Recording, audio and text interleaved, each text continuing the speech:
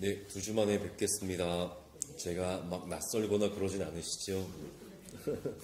지난주에 이제 넘어서 교회 주영권 목사님께서 함께 오셔서 또 설교해 주셨는데 귀한 은혜의 시간이 되셨을 줄 믿고요. 저도 또 파주까지 다녀오면서 참 많은 생각들을 또 하게 되었던 그런 좋은 시간이었던 것 같습니다. 오늘은 이제 계속해서 그 바울의 눈물의 편지를 함께 살펴보도록 할 텐데요. 또 본문을 계속해서 살펴보겠습니다. 특히 이제 오늘 본문에 보시면 바울은 이제 자기를 대적하는 이들과 이제 자신을 본격적으로 대조해서 편지를 이어나가고 있습니다. 12절에 보시면 바울의 표현에 따르면 바울의 대적자들은 자기를 내세우는 사람들입니다. 바울이 이렇게 또 편지를 이어가죠. 우리는 자기를 내세우는 사람들과 같은 부류가 되려고 하거나 라고 그렇게 얘기를 합니다.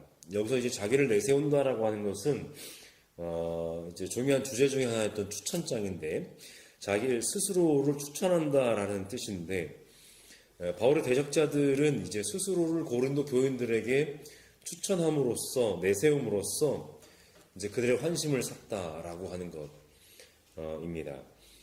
그 바울의 대적자들이 스스로를 내세우는 근거는 바로 예루살렘 교회의 추천장이었죠. 우리가 이런 추천장을 가지고 왔다라는 겁니다. 근데 이제 바울은 말하기를 우리는 그런 사람들과 같은 부류가 되려고 하거나 자신을 그들과 견주어 보려고 하지 않습니다. 라고 얘기를 합니다. 바울의 대적자들은 어떤 사람들이었습니까? 자기들을 척도로 하여 자기를 재고 자기를 기준으로 하여 자기를 견줌으로써 자기 의에 빠져서 스스로를 드러냈기 때문입니다.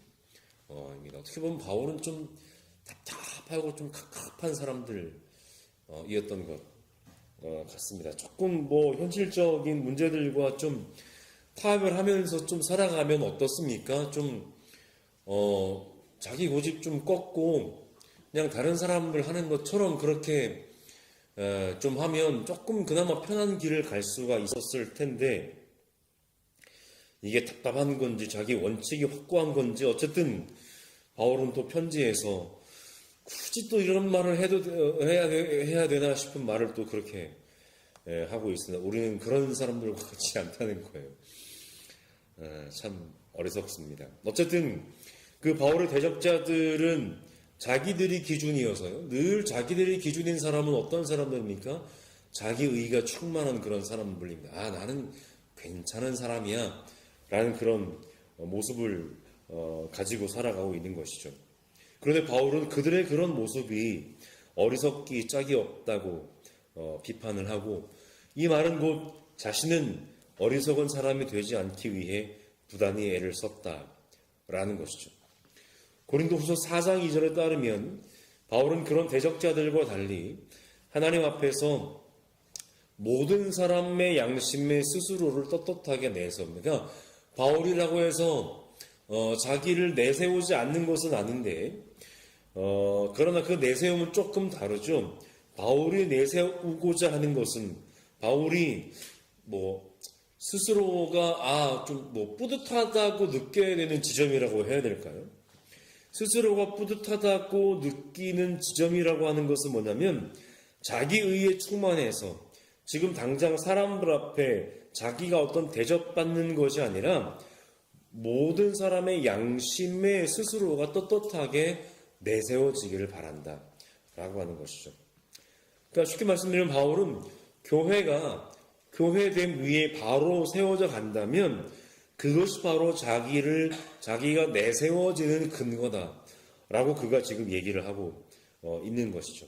그러니까 바울의 대적자들의 척도와 기준이 자기들 자신이었다고 한다면 바울의 척도와 기준은 바로 하나님과 신자들의 양심이었다라는 겁니다.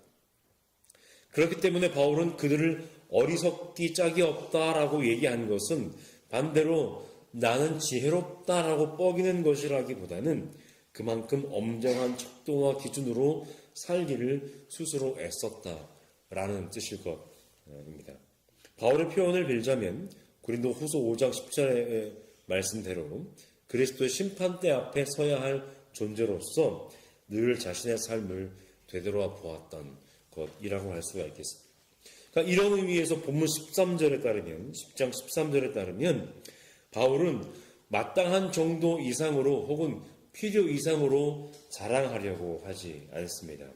그에게도 분명히 자랑거리가 있었습니다. 그런데 그 자랑거리는 언제나 교회가 자신이 함께 복음을 전했고 함께 말씀을 배웠고 함께 그리스도의 복음을 나누었던 그 교회가 교회답게 세워지는 것이 그의 자랑이었다면 그것 이상으로 그는 자랑거리를 찾으려고 하지 않았다라는 것이죠.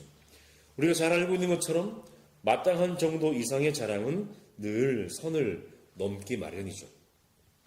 고린도전서 15장에서도 자신은 사도로서 다른 어떤 사람들보다 더 많이 일했음에도 불구하고 그 모든 것은 하나님의 은혜라고 그는 고백합니다.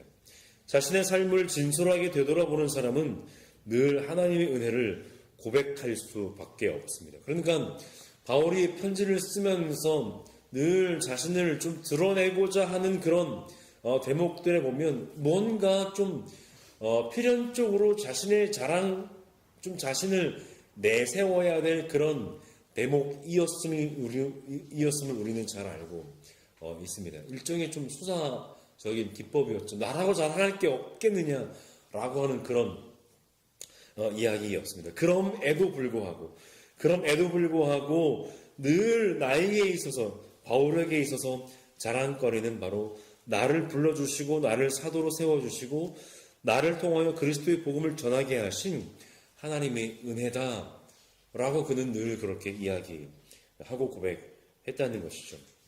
그렇게 자신의 삶을 늘 진솔하게 되돌아보는 사람은 그렇게 하나님의 은혜를 고백할 수밖에 없습니다. 하나님의 은혜 안에서 바울은 고린도 교인들과 만날 수 있었고 그래서 바울은 자신이 고린도에 다다른 것도 하나님이 정해주신 한계 안에서 된 일이라고 말합니다. 그러니까 하나님이 정해주신 한계 안이라고 하는 것은 뭐냐면 내가 다녔던 그 걸음이 하나님의 인도하심 안에서 이루어진 것이다 라고 그가 얘기를 하고 있는 것이죠. 그래서 늘 바울은 그렇게 하나님이 정해주신 한계 안에서만 자랑하면서 살았습니다. 나중에 살펴보겠지만 바울이 또 자랑할 것이 있다면 바로 그 하나님의 한계 안에 살아가면서 자신에게 주어진 자신의 약점들이었다라고 고린도 후서 11장 30절에서 그가 이야기하고 있습니다. 그러니까 고린도 교회에 지금 침투해 들어온 그 바울의 대적자들의 자랑거리가 늘 자기들의 척도와 자기들의 기준으로 자기 의에 빠져서 살아갔던 그들의 모습이었다라고 하면 바울은 그와 정반대로 하나님께서 그에게 정해주신 한계 안에서 하나님이 여기까지다 라고 말씀하시면 꼭 거기까지에서만 그 은혜 안에서만 그의 자랑거리를 찾으며 살아갔던 사람이 바로 바울이었다라고 하는 것이죠. 마치 구약의 모세도 그 요단강을 건너기 전에 사실은 하나님이 정해주신 그 출애굽의 지도자라고 하는 그 자리에서 하나님이 약속해 주신 그 약속의 땅까지 다 갈 수 있었던 것으로 그도 아마 기대했겠지만 뭐 그런 어떤 이유에서였든지 하나님이 너는 여기까지이고 이제 나머지는 너의 후계자와 함께 내가 이스라엘 백성들을 인도하겠다라고 말씀을 하셨을 때 기꺼이 그 하나님께서 나에게 정해주신 한계를 받아들였던 모세처럼 바울 역시 바로 하나님께서 정해주신 그 은혜의 한계 안에서 살아가면서 그 안에서 그에게 자신에게 주어주신 어떤 자랑 거리들이라고 해야 될까요? 그것들을 늘 감사하며 살아가는 사람이었다라고 하는 것이죠. 그렇게 하나님의 인도하심으로 이루어진 바울과 고린도 교인들의 만남 가운데서 바울이 했던 것은 무엇입니까? 바로 그리스도의 복음을 전하는 것입니다. 바울의 대적자들이 자기들을 내세우느라 바빴다고 한다면 바울은 고린도 교인들과의 만남 속에서 그리스도의 십자가의 복음을 전하느라 바빴다라고 하는 것이죠. 14절에 보시면 바울은 뭐라고 얘기합니까? 지금 바울이 눈물을 흘리면서 지금 뭐라고 해야 될까요? 아이고, 갑자기 또 표현할 생각이 안 나네요. 편지를 쓰고 있지만 격정적인 마음을 억누르면서 편지를 쓰고 있지만 사실은 이 편지를 쓰는 마음속 깊은 곳에서는 바울도 사람인지라 뭔가 지금 부글부글 끓는 것이 있는 것이죠. 그래서 14절에 바울이 뭐라고 이야기합니까? 우리는 여러분들에게 가지 못할 사람이 아닙니다. 라고 얘기하는 거죠. 이미 이 눈물의 편지를 쓰기 직전에 계획이 없었던 그 바울의 두 번째 방문을 간략하게 말씀을 드렸습니다.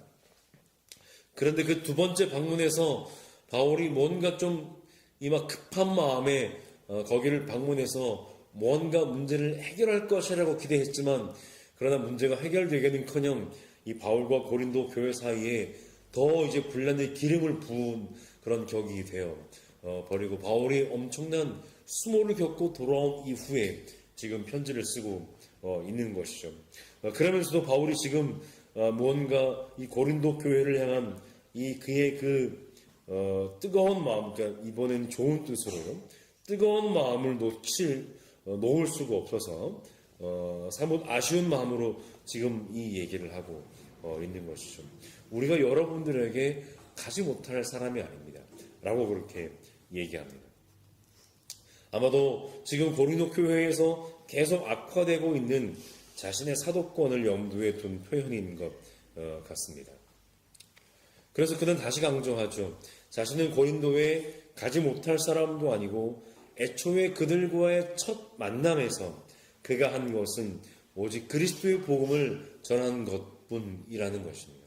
지금 여러분들을 현혹하고 있는 나의 대적자들이 여러분들 가운데서 자기들을 드러내느라 바쁠 때 내가 여러분들에게 처음 방문해서 했던 것은 그들과는 전혀 다른 오직 그리스도의 복음을 전했다는 것을 여러분들은 알 것입니다. 라고 바울이 얘기를 하고 있는 것이죠. 그래서 고린도 전서에서도 바울은 이 사실을 명확히 말했던 것을 우리는 잘 알고 있습니다. 고린도 전서 2장 2절인데요. 나는 여러분 가운데서 예수 그리스도 곧 십자가에 달리신 그분 밖에는 아무것도 알지 않기로 작정하였습니다. 라고 그렇게 얘기하죠. 그러니까 어떻게 보면 바울은 참되고 진정한 복음을 고린도 교회에 전해주었던 사도였는지는 모르겠습니다만은 고린도 교회 교인들의 입장에서는 그렇게 썩 재미있는 사도는 아니었던 것 같습니다. 뭔가 볼만한 것이 없고 뭔가 좀 들을 만한 것이 없어요. 너무나 재미없는 사도였는지는 지도 모르겠습니다. 그러나 그와는 전혀 다르게 지금 고린도 교회에 들어가 있는 그 소위 예루살렘으로부터 추천장을 가지고 왔다고 하는 사람들은 뭔가 볼만한 거리들, 들을 만한 거리가 많은 사람들이었던 것 같습니다. 그런데 지금 상황은 어떻습니까? 그 바울의 대적자들이 뒤늦게 고린도에 들어와서는 그곳에 복음의 씨앗을 뿌린 바울을 모함하고 대적하고 있습니다. 그리고 그들에게 동요된 고린도의 일부 신자들도 그러했습니다. 그런데 중요한 것은 단순히 바울 한 사람을 대적하는 것으로 끝나는 것이 아니라 그로 인해서 바울을 전한 그리스도의 복음도 함께 왜곡되고 있다는 것입니다. 바울이 이 점을 염려했던 것이죠. 바울이 자신 한 사람이 교회에서 그런 대접을 받는 것 아마 그는 서운하기는 했어도 크게 개의치는 않았을 겁니다. 그러나 그 메신저, 즉 복음의 전달자가 교회에서 그의 어떤 그 사도권이 곡해되고 있다는 것은 그 복음의 전달자가 전달했던 복음의 메시지도 함께 왜곡되고 있을 가능성이 농후하다라고 하는 것이죠. 그래서 그로 인해서 바울이 전한 그리스도의 복음도 함께 왜곡되고 있는 것이 문제라는 것이죠. 그래서 바울이 여러분 내가 어떤 사람인 줄 아십니까? 라고 글을 지금 드러내면서 편지를 쓰고 있는 것이 아니라 내가 여러분들에게 가서 한 것이 무엇입니까? 나는 그리스도의 복음을 전했습니다. 이것을 지금 그가 얘기하고 있는 것이죠. 바울의 대적자들이야말로 15절의 표현처럼 다른 사람들이 수고한 일을 가지고 자랑하려는 사람들이라고 할 수가 있겠습니다. 그들은 바울의 수고와 그 공로를 지금 가로채고 있습니다. 여기서 우리는 바울의 말을 기억할 필요가 있겠습니다. 바울이 심었고 아볼로는 물을 주었지만 자라게 하시는 분은 하나님이시라는 사실입니다. 심고 물을 주는 수고도 자라게 하시는 하나님의 은혜가 없으면 아무것도 아니라는 것이죠. 이런 상황에서 바울이 지금 바라는 것은 그런 자라게 하시는 하나님의 은혜를 따라 고린도 교인들의 믿음이 자라고 성숙해지는 것입니다. 그런데 하나님의 은혜가 있어야 할 그 자리, 그 고린도 교인들의 믿음을 자라게 하시는 하나님의 은혜가 있어야 할 그 자리를 지금 다른 대적자들이 가로채고 있는 것입니다. 그들의 믿음이 자라는 만큼, 고린도 교회의 믿음이 자라는 만큼 바울의 활동 범위가 그들 가운데서 더 넓게 확장될 수 있을 텐데, 이것은 단순히 바울의 영향력이 증대되는 것이 아닙니다. 고린도 전서에도 바울은 분명히 얘기했죠. 나는 여러분들의 가운데서 세례를 준 사람이 그렇게 많지 않다는 것이 오히려 나는 감사합니다 라고 얘기를 한 적이 있습니다. 그저 바울이 원하고 바랐던 것은 바로 복음의 확장입니다. 그리스도의 복음이 더 널리 퍼지는 것입니다. 바울이 고린도에 복음의 씨앗을 심었지만 고린도에서 복음이 넓게 확장되는 것은 고린도 교인들의 믿음의 성장과 성숙에 달려 있습니다. 이렇게 바울은 고린도 교회의 믿음의 성장과 성숙에 관심을 두고 있지만 바울의 대적자는 어떻게 해서든지 고린도 교회로부터 받을 자신들의 이익에 관심을 둡니다. 그래서 바울이 그들을 가리켜서 하나님의 말씀을 팔아먹는 장사꾼들이다 라고 그렇게 평가했던 것이죠. 여기서 그치지 않습니다. 바울은 고린도를 넘어서 복음을 전하려는 사명을 받고 있습니다. 그러니까 바울은 애초에 어떤 한 교회에 머물러서 평생 거기에서 어떤 아니하면서 살고자 하는 목적을 가진 것이 아니었기 때문에 그 교회에서 자신의 인간적인 영향력을 더 크게 가져가는 것, 그것이 사실은 바울의 목적이 아니었습니다. 어쨌든 어떻게 했든지 바울은 주님의 명령을 따라서 땅끝까지 복음을 전하는 것이 그에게 주어진 사명이라고 생각했기 때문에 고린도 교회를 향해서도 고린도를 넘어서 복음을 전하는 사명을 가지고 있었다라고 하는 것입니다. 그러니 바울에게 있어서 간절한 소망은 무엇입니까? 굳이 내가 없어도 고린도 교회의 믿음을 자라게 하시는 하나님의 은혜를 따라 그들의 믿음이 자라고 성숙해지는 것이었다는 것이죠. 남들이 자기네 지역에서 이미 바울의 목적은 다른 사람들이 그들의 지역에서 이미 이루어 놓은 일을 가지고 자랑하기 위함이 아니라 아직 그리스도의 복음을 듣지 못한 이들을 향해 나아가길 바랐다는 것이죠. 그러니까 늘 처음 시작하는 사람은 그렇게 고된 삶을 살아갈 수밖에 없다는 것이죠. 지금 바울이 쓰고 있는 이 눈물의 편지를 고린도 교회로 보낸 이후에 바울은 다시 고린도를 방문하게 될 텐데, 그때 그는 이제 역사적인 정황을 보면 그렇게 고린도를 방문했을 때 그들의 관계가 회복되었고요. 이제 고린도 후서에도 앞으로 나오겠지만 그들의 관계가 회복되었고, 그래서 바울은 그렇게 고린도에서 좀 뭐라고 해야 될까, 좀 안정된 마음으로 또 한 통의 편지를 쓰는데, 그것이 이제 바울의 어떤 편지의 정수라고 할 수 있는 로마서를 그 당시에 고린도에서 바울이 쓰게 됩니다. 그러니까 이런 정황들을 우리가 잘 함께 보시고 그 로마서의 서문을 제가 읽어드리면 바울이 이렇게 얘기합니다. 로마서 1장 5절에 보시면 바울이 자신의 사도직에 대해서 이야기하면서 바울은 로마에 가본 적이 아직 없거든요. 로마의 교회를 그가 세운 것도 아니고, 그런데 이제 이렇게 편지를 쓰고 있습니다. 하나님이 우리를 사도로 불러주신 것은 우리가 그 이름을 전하여 모든 민족이 믿고 순종하게 하려는 것입니다. 라고 이렇게 편지를 운을 떼면서 시작합니다. 그러니까 모든 민족에게 예수 그리스도의 이름을 전하고자 하는 사명에 따라 바울은 늘 아직 그 이름을 듣지 못한 이들을 향해서 발걸음을 옮기는 삶을 계속해서 살았던 것이죠. 그렇게 시작한 로마서의 결말 부분에 보시면 바울은 훗날 만약에 로마 교회를 방문할 수 있게 되면 그 방문 이후에 이어서 스페인으로까지 가겠다고 이제 다짐하면서 로마서의 결론을 맺고 있습니다. 물론 그 바람은 이루어지지는 못했지만요. 그렇게 로마서를 쓰게 되는 것을 우리가 보게 됩니다. 그리고서 이제 오늘 본문 마지막에서 바울은 예언자 예레미야의 말을 인용하면서 다시 한번 자기 자랑에 빠져 있는 이들을 향해서 경고합니다. 17절입니다. 자랑하려는 사람은 주님 안에서 자랑하십시오. 라고 얘기합니다. 여기서 바울이 겨냥하고 있는 자랑하려는 사람은 어떤 사람들입니까? 고린도후서 5장 12절에는 속에는 자랑할 것이 없으면서도 겉으로만 자랑하는 사람들입니다.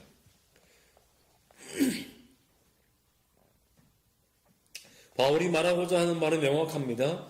자랑하지 말라는 것이 아니죠. 바울도 늘 할 것을 생각하면서 살았습니다. 그러나 사랑의 종류가 다르죠. 자랑하지 말라는 것이 아니라 마음껏 자랑하라는 것이죠. 다만 주님 안에서 자랑하라는 겁니다. 주님 안에서. 자신이 가지고 있는 또 다른 어떤 외적인 조건들을 가지고 자랑하지 말고 자기 자신이 자랑이 되지 말고 주님 안에서 자랑해야 합니다. 주님의 자랑거리가 되어야 하고 또 하나 교회가 자랑하는 일꾼들이 되어야 한다는 것이죠. 그것이 참된 자랑이라고 할 수가 있겠습니다. 바울도 자신의 약점들을 이야기하면서 하나님의 은혜를 자랑했습니다. 자랑거리가 된다는 것은 또 한편으로는 인정을 받는다는 것인데 참으로 인정을 받는 사람은 어떤 사람입니까? 스스로 인정을 받고 자기 만족으로 자기를 추천하면서 살아가는 사람이 아니라 주님께서 내세우고 추천하시는 사람이라는 것입니다. 결론을 맺겠습니다. 오늘 우리는 많은 순간 자기 기준, 자기 척도에 갇혀서 살아가죠. 물론 자기의 기준이 명확한 것은 분명히 중요합니다. 다른 사람들의 말에 따라서 자신의 인생의 삶의 방향을 이리저리 뒤바꾸는 것도 사실은 그렇게 썩 좋은 일은 아니죠. 자기 기준이 명확한 것은 분명히 중요합니다. 그러나 하나님의 은혜조차도 내 기준에 맞추어서 판단해서는 곤란하다는 것이죠. 하나님의 은혜도 내 기준에 충족되어야 그제서야 만족해서는 곤란하다는 것입니다. 그것은 자기 만족이지 하나님의 은혜라고 할 수는 없습니다. 자기 만족은 감사가 아닙니다. 바울은 늘 하나님의 은혜 안에 머물기를 바랐습니다. 하나님의 은혜 안에는 자기 만족이 없습니다. 오히려 모든 것이 부족했습니다. 하나님의 은혜 속에서 살아갔던 바울의 삶은 모든 것이 부족하고 모든 것이 힘겨운 삶의 연속이었습니다. 그럼에도 불구하고 그리스도의 복음을 전할 수 있다는 사실 그 하나가 그에게는 감사의 이유였고 자랑거리였습니다. 여러분, 바울은 자랑 자체를 금지하지 않았습니다. 그러나 중요한 것은 자랑의 방향을 수정했습니다. 무엇보다 사람이 아니라 자기 자신이 아니라 주님께서 인정해 주시고 내세워 주시는 사람이 된다는 것이 그에게 있어서 진짜 자랑거리였고 그것을 고린도 교회와 함께 나누기를 원했습니다. 오늘 우리 보금자리 교회도 주님께서 인정해 주시고 내세워 주시는 공동체, 참된 자랑이 무엇인지 늘 우리가 주님의 은혜 안에서 자랑할 수 있는 그런 공동체. 물론 우리의 기준도 우리의 어떤 생각도 명확한 것은 필요하지만 그러나 그것을 넘어서는 하나님의 은혜가 우리 가운데 충만해서 그 하나님의 은혜 가운데 또 하나님이 당신의 은혜를 따라 우리를 인정해 주시고 내세워 주시는 그런 공동체가 날마다 되어가기를 간절히 소망합니다.